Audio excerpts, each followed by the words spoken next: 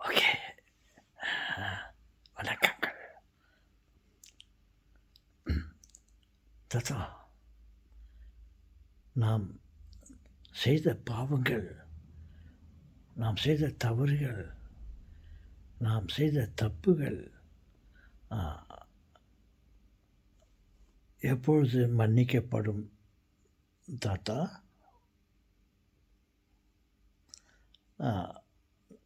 நாம் செய்த பாவங்களுக்கு மன்னிப்பு இருக்கா தாத்தா? இருக்கிறது. நாம் எப்போது நமக்கு துன்பம் விளைவித்தவர்களை, நமக்கு எதிராக பாவம் செய்தவர்களை, தப்பு செய்தவர்களை, நமக்கு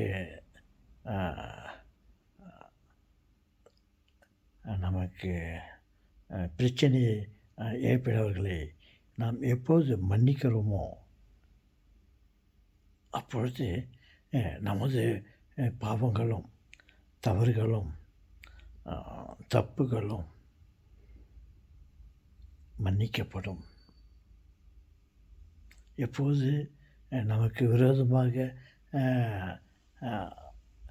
மற்றவர்கள் தப்பு செய்கிறார்களோ அவர்களை நாம் மன்னித்தால் நமது பாவங்கள், குற்றம் குறைகள், தவறுகள், தேவ கோபாக்கினை எல்லாம் மன்னிக்கப்படும். நாம் மற்றவர்கள் நமக்கு விரோதமாக செய்த பாவங்களை நாம் மன்னித்தால் நாம் மற்றவர்களுக்கு விரோதமாக செய்த பாவங்கள் மன்னிக்கப்படும். சொன்னாலே நாம் நமக்கு தொந்தரவு செய்தவர்களை மன்னிக்க வேண்டும். ஏதோ தெரியாமல் செய்து விட்டார்கள், பரவாயில்ல அப்படின்னு நம்ம அவர்களை மன்னித்து விட்டால் நாம் மற்றவர்களுக்கு செய்த பாவங்களை மற்றவர்கள் மன்னிப்பார்கள். எஸ், நமக்கு விரோதமாக சிலர் தப்பு செய்கிறார்கள், தொந்தரவு கொடுக்கிறார்கள், இடைஞ்சல் செய்கிறார்கள் என்றால் ஏதோ அவர்கள் தெரியாமல் செய்கிறார்கள் என்று நாம் ஏற்றுக்கொண்டு அவர்களை மன்னிக்க வேண்டும். பாருங்கள், இயேசுநாதர் தன்னை கொல்ல நினைத்தவர்களை தான் சாவதற்கு முன்னே இறைவனிடம் கேட்டார், அப்பா தந்தையே, இவர்கள் செய்வது என்னதென்று அறியாமல் செய்கிறார்கள்,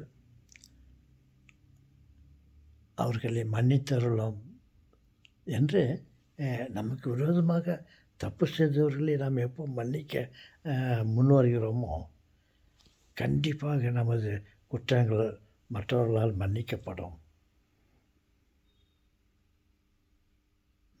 சொன்னாலே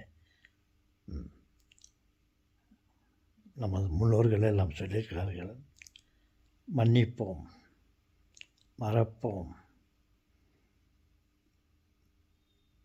மன்னித்து விடுவதோடு அந்த பிரச்சனையை நாம் மறந்து விடுவோம். அதையே மனதில் வைத்து கொண்டு இருப்பது சரி அல்ல.